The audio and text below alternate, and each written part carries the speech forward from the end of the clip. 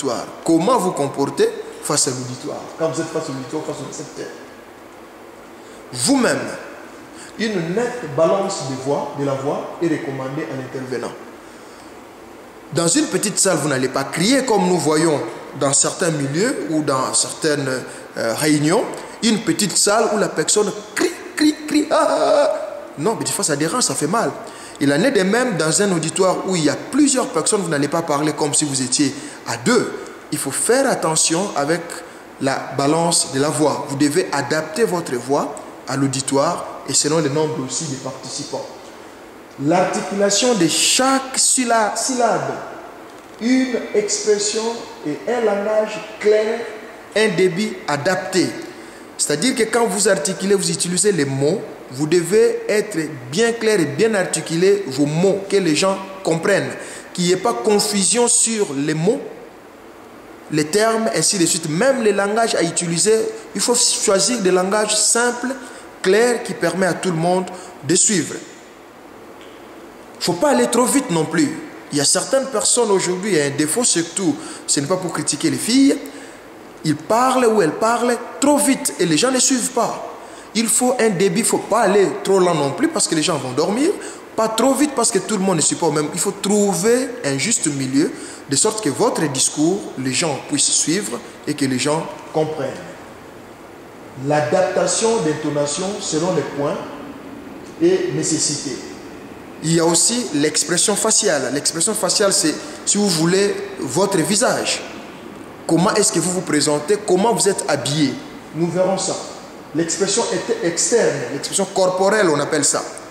Vous n'allez pas vous tenir devant les gens en mettant la main comme ça, là.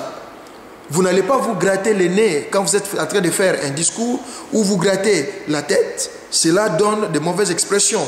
Vous devez avoir la tête sur, comme on dit, sur le cou et le cou sur les épaules. Il ne faut jamais avoir des positions qui vous mettront en difficulté, surtout ceux qui mettent, surtout, je parle encore des filles, des chaussures, des talons comme vous savez.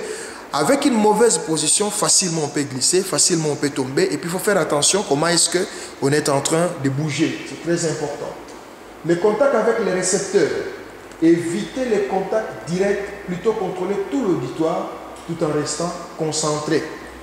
Quand vous faites un travail, même si dans la salle il y a des gens que vous connaissez, évitez de vous fixer seulement à une seule personne. Il faut plutôt contrôler tout l'auditoire, faire le tour d'auditoire, parler à tout le monde, voir tout le monde.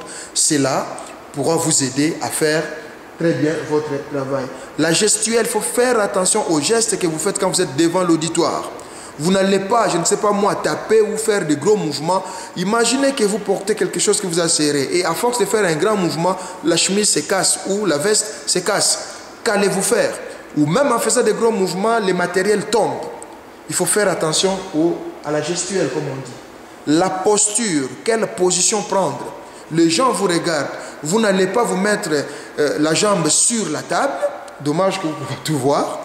Moins encore, je ne sais pas moi, prendre une position mal adaptée devant l'auditoire. Il faut faire attention aux gestuels et puis à la posture. Nous disons, on doit retenir que les messages ne passent pas que par la voix. Très important. Quand vous lancez un message, il n'y a pas que la voix qui fait passer les messages. Les corps, la tenue et les gestes comptent dans une présentation. L'attitude et les messages doivent rimer, sinon le message est brouillé. Vous n'allez pas porter un message de joie alors que vous êtes triste. Vous n'allez pas apporter un message de tristesse alors que vous rigolez. Donc il n'y a pas que la voix, les gestes, la manière dont vous êtes en train de faire, la tenue. Vous n'allez pas annoncer le deuil en vous habillant, par exemple en blanc. Vous n'allez pas dans une cérémonie officielle, surtout dans des manifestations maintenant actuellement, habillé avec une cravate hyper colorée. Là aussi c'est une autre affaire, on verra ça peut-être plus tard. L'objectif de l'intervenant est de faire passer son message. Et pour y arriver, les contacts et la confiance doivent être au rendez-vous dès le début. Et la charge revient à l'intervenant de créer un climat sain dans l'auditoire. Très important, les amis. Pour ce faire, il peut impliquer les récepteurs en posant des questions dans la salle. Ne venez pas intervenir, il n'y a que vous qui parlez, vous qui parlez, vous qui parlez. Non, mais pour aussi faire entrer l'auditoire dans cette ambiance, vous pouvez poser des questions. On appelle ça des questions positives, de sorte que les gens puissent adhérer à ce que vous êtes en train de faire. Vous pouvez interpeller l'auditoire. Ce n'est pas exclu. Vous êtes en train de faire le travail où vous remarquez que quelqu'un est distrait, où il y a des bruits, vous pouvez interpeller. S'il vous plaît, suivez-moi. Ou bien des gens qui veulent perturber, vous en avez le pouvoir comme intervenant de les faire.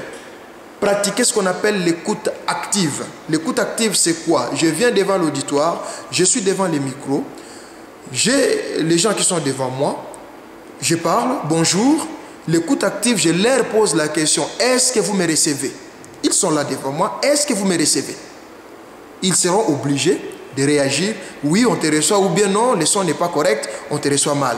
Ce n'est pas mal de pratiquer l'écoute active. L'humour, ça fait du bien vous présenter un travail, un peu d'humour, question de mettre l'ambiance sur le travail que vous êtes en train de faire. La salutation, j'en avais parlé. Un léger déplacement vers le récepteur sans être obligé de faire le tour de la salle. Vous n'êtes pas obligé de rester fixe quand vous présentez un travail. Ce n'est pas non plus interdit de faire de légers déplacements, question de contrôler l'auditoire sans pour autant nécessairement faire le tour de tout l'auditoire. Dans l'exercice de la communication, précisément des interventions publiques, un des temps forts est celui de faire face aux questions embarrassantes ou imprévues, voire des critiques des fois non fondées. Cela arrive souvent, vous avez un travail à présenter, il y a toujours ce qu'on appelle l'imprévu. Cet imprévu, c'est souvent des questions embarrassantes qui dérangent ou des situations que vous n'avez pas prévues qui interviennent. Alors, comment faire face à ces situations-là? Quand quelqu'un pose la question et que vous êtes en train de présenter un travail, quelqu'un pose une question, il faut écouter la question attentivement. N'interrompez pas la personne, écoutez-les attentivement. Écoutez attentivement la question ou la préoccupation. Deuxièmement, reformulez en usant l'écoute active. Je reviens encore sur l'écoute active, c'est très important.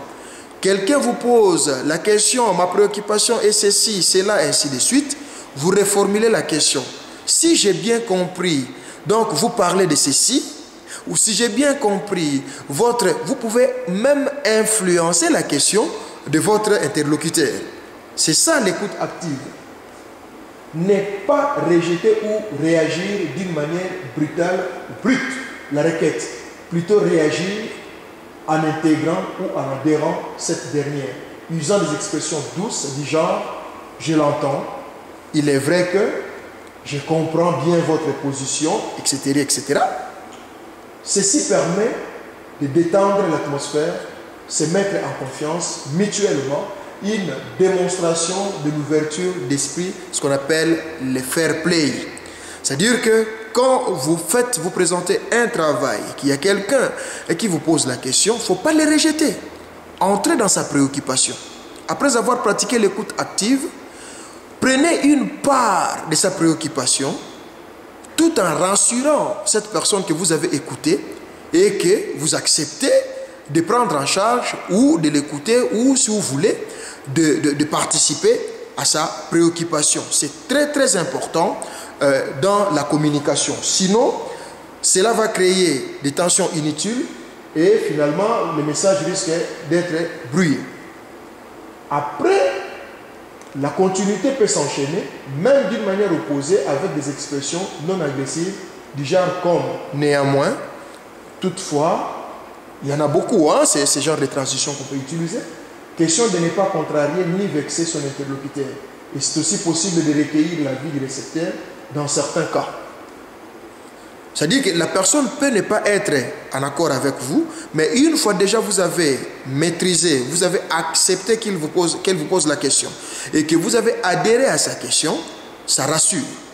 Et après vous pouvez continuer, même dans l'autre sens, sans pour autant ridiculiser ou rejeter la personne, mais utilisant des expressions douces. Ce n'est pas interdit et il est même conseillé à l'intervenant de recadrer les débats.